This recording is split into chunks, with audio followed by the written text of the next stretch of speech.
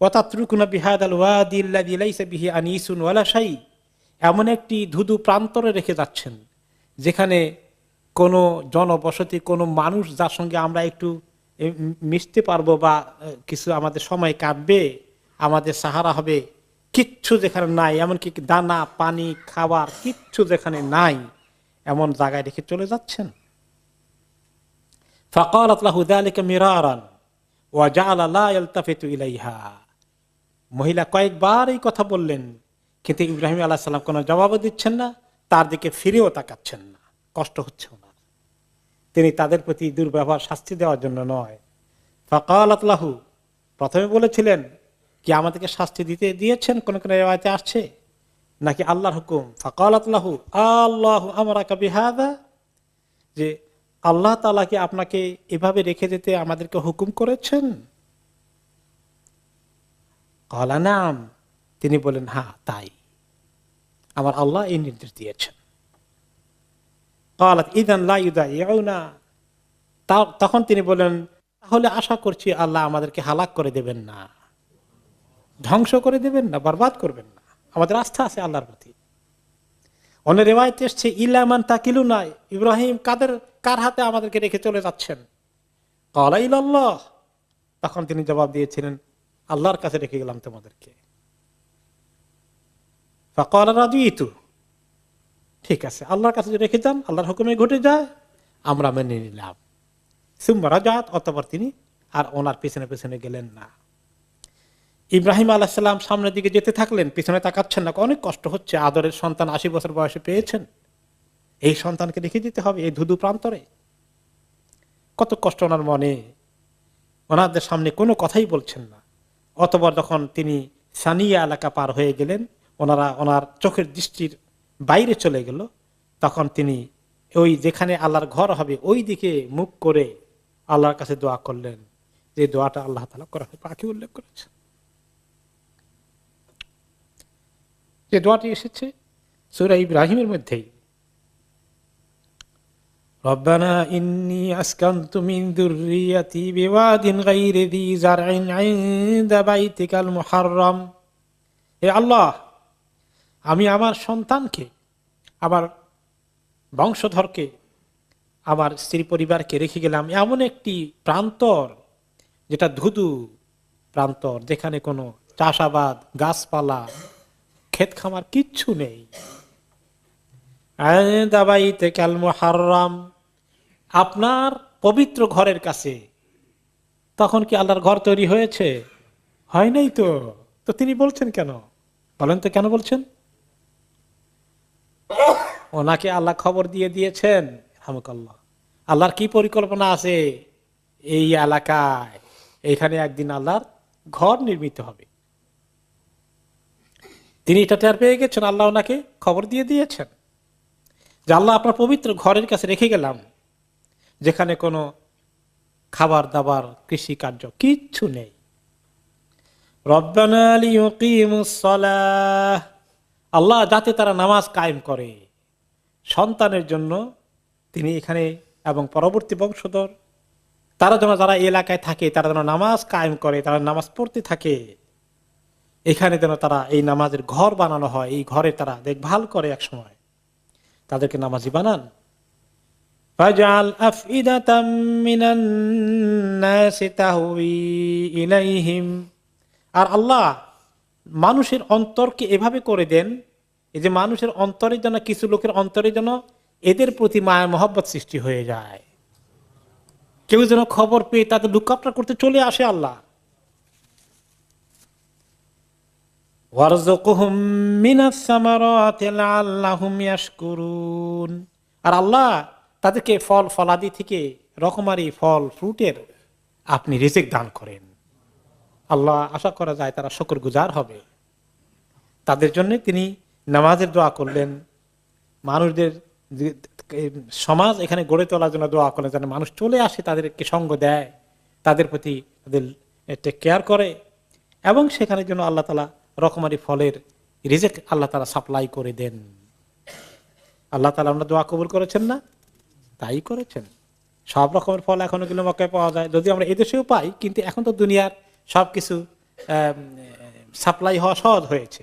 কিন্তু ওই সময় কিভাবে সহজ হয়েছিল, তখন তো আর সহজ হওয়ার কথা ছিল না, কিন্তু তিনি অ্যাডভান্স দোয়া করে গেছেন। তিনি তো চলে গেলেন দোয়া করতে করতে আল্লাহর কাছে তাওয়াক্কুল করে। এখন এই পানি তো শেষ, খেজুরের শেষের দিকে, বিশেষ করে পানির অভাবে তো এখন তিনি বসে আল্লাহর কাছে ইন্তজার করছেন কি অবস্থা হবে। কিন্তু তখন দেখছেন যে বেবিটির এখন মুখ শুকিয়ে যাচ্ছে, বেবি এখন কাঁদছে, সমানে কাঁদতে পারে, জিহ্বা আটকে যাচ্ছে। তখন তিনি পেরেশান হয়ে গেলেন, কোথায় যাই? পাশেই ছোট্ট দুটো টিলার মতো পাহাড়, এই দুটোর নাম কি? সাফা এবং মারওয়া। সেখানে গেলেন। এখনকার মতো তো আর না, মোটামুটি উঁচু একটু টিলার মতো ছিল একটা, তারপরে আরেকটা। এই দুটার প্রথমে সাফায় উঠলেন, চতুর্দিকে দেখলেন কোনো জায়গায় পানি দেখা যায় কিনা। আর আরব দেশে পানিতে এভাবে দেখা যাবে না। পানি দেখার লক্ষণ কি? কোন জায়গায় পাখি উড়ে কিনা, জমিনের উপরে পাখি উড়লে নিচে পানি আছে, এরকম কোন জায়গা দেখা যায় কিনা। দরকার ওইদিকে দৌড় দেবেন, কিন্তু কোনো দিকে দেখা যায় না। বা কোনো মানুষ দেখা যায় কিনা, চিৎকার করবেন যে বাবারা আমার একটু শিশু বাচ্চা মরে যাচ্ছে, একটু পানি দাও। সে মানুষ কোনো জায়গা দেখা যায় কিনা, কিছুই দেখা যায় কিনা, কোনো আলামত দেখা যাচ্ছে না। এরপরে নিচে দিয়ে আবার নেমে দৌড়ে ওই পাহাড়ে গিয়ে দেখি ওখান থেকে কিছু দেখা যায় কিনা। সেখানে গেলেন, আর ওদিকে বাচ্চার দিকে নজর রাখেন যে বাচ্চা কি আছে, পা নড়াচড়া করে কিনা, নাকি মরে গেল, খেয়াল করছেন। আবার যখন নিচে যায়, একটু নিচু জায়গা, যেটা দুই গ্রিন লাইটের মাঝখানে, তখন এটা অনেক একটু নিচু ছিল, এখন তো সমান করে ফেলেছে। ওই নিচু জায়গা গেলে বাচ্চাকে দেখা যায় না, তখন তিনি দৌড়েছেন ওই জায়গার মধ্যে। আবার তিনি মারোয়াতে গিয়ে চতুর্দিকে তাকালেন, কিছুই দেখেন না। আবার আসলেন, আবারও নিচু জায়গায় দৌড়লেন, যে বাচ্চাকে তখন দেখা যায় না। মারোয়াতে সাফাতে উঠে আবার দেখলেন বাচ্চাকে দেখা যায়, নড়াচড়া এখনো করছে। এইভাবে তিনি যখন 7 বার নড়াচড়া করলেন, এরপরে কিছু দেখতে পেলেন না।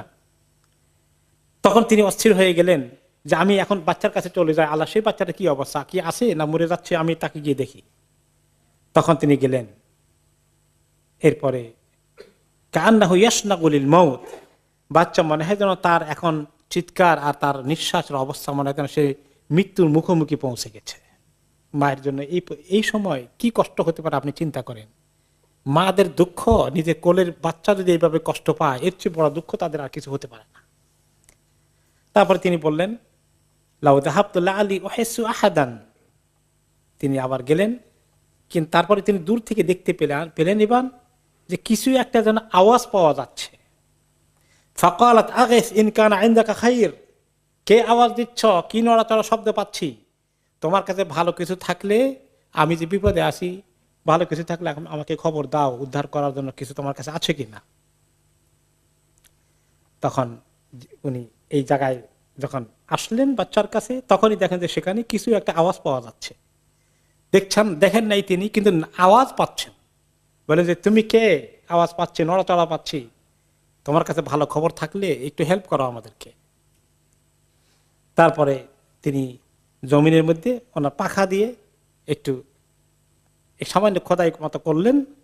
আর ওই সময় জমিন থেকে ফাম্বাসাকাল মা, পানি নিচে থেকে পানি উঠে আসলো। এবং নবী করিম সাল্লাল্লাহু আলাইহি সাল্লাম বলেন যে ফাযাহাবাত উম্মু ইসমাঈল ফাজআলাত তাহফিরু, উম্মু ইসমাঈল, ইসমাঈলের মা কি করলেন যে পানি যে উঠছে, পানি যাতে চলে না যায়, হারিয়ে না যায়, চতুর্দিকে গিয়ে নষ্ট না হয়ে যায়, উম্মু ইসমাঈল একটু ঘের বানালেন, বাঁধের মতো করলেন, ঘেরাও দিলেন, যে এতটুকু জায়গায় পানিটা যেন টিকে থাকে, তা না হলে পানি তো চলে যাবে, হারিয়ে যাবে, শুকিয়ে যাবে। তো রাসূলুল্লাহ সাল্লাল্লাহু আলাইহি ওয়াসাল্লাম বলেন, ইসমাইলের মাকে আল্লাহ রহম করুন, তিনি যদি এইরকম না করে আরো ছেড়ে দিতেন, তাহলে জমজম আরো বিশাল হয়ে যেত। তিনি তো ঘেরাও দিয়ে ছোট করে ফেলেছিলেন। এটাও আল্লাহ তাআলার কুদরত আর কি। আল্লাহ তাআলা এতটুকু নিচে এসেছেন। লাউ তারাকাত জামজাম আও লাউ তাগরিফ মিনাল মা লাকান জামজাম আইনান মাইনান, তিনি জমজমকে এতটুকু সীমাবদ্ধ না করে ফেললে জমজম বিরাট একটা বড় ঝর্ণাধারা এবং বড় পানির একটা আধার, অনেক বড় হয়ে যেত। এরপরে তিনি পানি নিজে পান করলেন, বাচ্চাকে পান করালেন। এরপরে আলহামদুলিল্লাহ আল্লাহ তাআলা ওনাকে শান্তি দিলেন। এখন তিনি এই অবস্থায় আছেন। আর তখন দেখা গেল যে পানির সন্ধান পেয়ে ওই মুহূর্তেই হয়তো বা না কিছুক্ষণ পরে অথবা পরের দিন, সেটা টাইম এভাবে দিনক্ষণ আসে নাই, যে ওই জায়গা থেকে একটু দূর দিয়ে ইয়ামান থেকে জোরহম কবিলার একটি দল, কারণ কবিলা লোকেরা তখন আরব দেশে তারা সেটেল হতো না এক জায়গায় পার্মানেন্টলি। এখন আমাদের দেশে যাযাবর যারা আছে বেদুইন, আমাদের দেশে কি বলে এদেরকে, বেদেদেরকে বলে, বেদেরা আসলে বেদুইন থেকে আসছে, মানে শব্দটা ওইখান থেকে এসছে। তারা এক জায়গা থেকে আরেক জায়গায় তাদের গরু ছাগল নিয়ে চলে যায়, আর আশেপাশে কোন জায়গায় পানি আছে, যখন তারা সফর করতে করতে দেখে যে কোনো জায়গায় পাখি উড়ে কিনা,